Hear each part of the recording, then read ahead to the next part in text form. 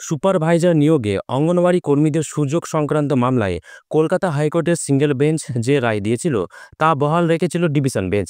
সেই রায় চ্যালেঞ্জ করে সুপ্রিম কোর্টের দ্বারস্থ হয়েছিল রাজ্য সরকার। কিন্তু মঙ্গলবার বিচারপতি পঙ্কজ মিত্তালের বেঞ্চ জানিয়ে দেয়, এখনই কোনো অন্তর্বর্তী স্থগিতাদেশ নয়। ২৬ বছর পর আইসিডিএস সুপারভাইজার নিয়োগে যখন আশার আলো দেখা গিয়েছিল, ঠিক তখনই ফের অনিশ্চয়তার ছায়া। রাজ্য সরকারের আবেদনে স্থগিতাদেশ দিল না সুপ্রিম কোর্ট, তবে মামলায় নোটিশ জারি করে ৪ সপ্তাহ পর পরবর্তী শুনানির দিন ধার্য করেছে দেশের শীর্ষ আদালত।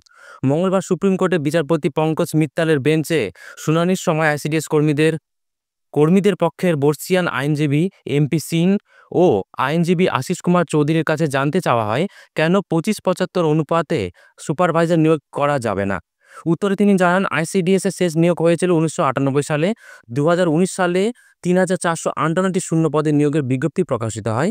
কেন্দ্রের ২০১৫ সালের নির্দেশিকা স্পষ্ট বলা হয়েছিল, মোট শূন্য পদের ৫০% অঙ্গনওয়াড়ি কর্মীদের পদোন্নতির ভিত্তিতে পূরণ করতে হবে। কিন্তু রাজ্য সরকার মাত্র ৪২২টি পদ অঙ্গনওয়াড়ি কর্মীদের জন্য রেখে বাকি ৩,০৩৬টি পদে সরাসরি নিয়োগ শুরু করে। সেই বিজ্ঞপ্তি চ্যালেঞ্জ করে কয়েকজন অঙ্গনওয়াড়ি কর্মী হাইকোর্টে যান। বিচারপতি লোপিতা বন্দ্যোপাধ্যায় কেন্দ্রীয় নিয়ম মেনে নিয়োগের নির্দেশ দিয়েছিলেন, তবে রাজ্য সেই রায় মানেনি বলে অভিযোগ।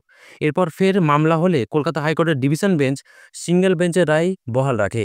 সুপ্রিম কোর্টে গিয়ে রাজ্য সরকার সেই নির্দেশ চ্যালেঞ্জ করলেও মঙ্গলবার কলকাতা হাইকোর্টের ডিভিশন বেঞ্চের নির্দেশের উপর কোনো অন্তর্বর্তীকালের স্থগিতাদেশ দিল না।